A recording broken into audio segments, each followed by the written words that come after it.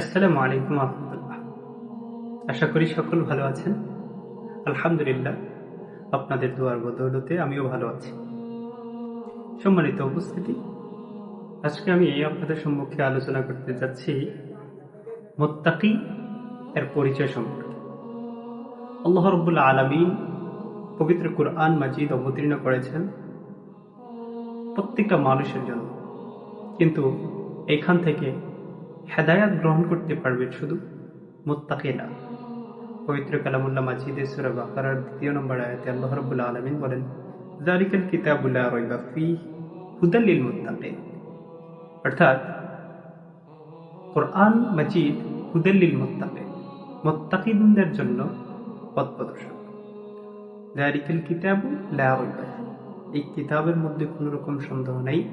হুদাল লিল মুত্তাকিন, যা মুত্তাকিনদের জন্য পথ প্রদর্শক।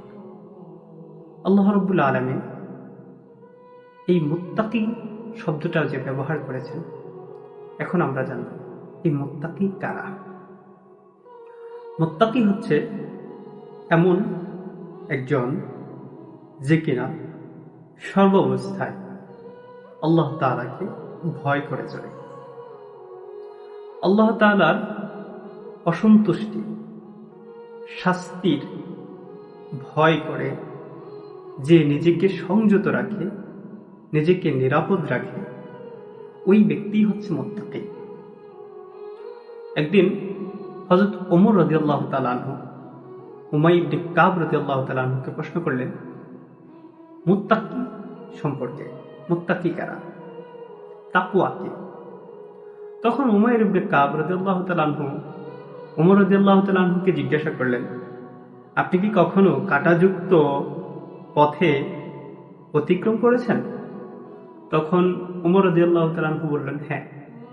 তখন তিনি আবার পাল্টা প্রশ্ন করলেন, আপনি কিভাবে অতিক্রম করেছেন?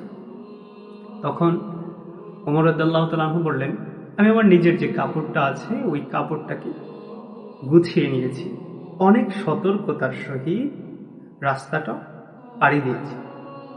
তখন উমাইর রাদিয়াল্লাহু তাআলা আনহু সেই তাকওয়াটাকে টেনে নিয়ে আসলেন, যে বললেন এটাই হচ্ছে তাকওয়া। অর্থাৎ আমরা যদি নিজেকে আল্লাহ তাআলার ভয়ে নিজেদেরকে সকল প্রকার অন্যায়, অবিচার, সকল প্রকার পাপ থেকে, অর্থাৎ যা আল্লাহ তাআলা নিষেধ করেছেন, যেটা করলে আল্লাহ তাআলা অসন্তুষ্ট হবেন এবং আমাদের জন্য শাস্তি নির্ধারিত হয়ে যাবে, ওই জিনিসটা থেকে নিজেদেরকে বাঁচিয়ে রাখতে পারলে আমরা মুত্তাকি হতে পারব। আর এই মুত্তাকি যদি আমরা হতে পারি, তাহলে আমরা কোরআন থেকে হেদায়েত গ্রহণ করতে পারব।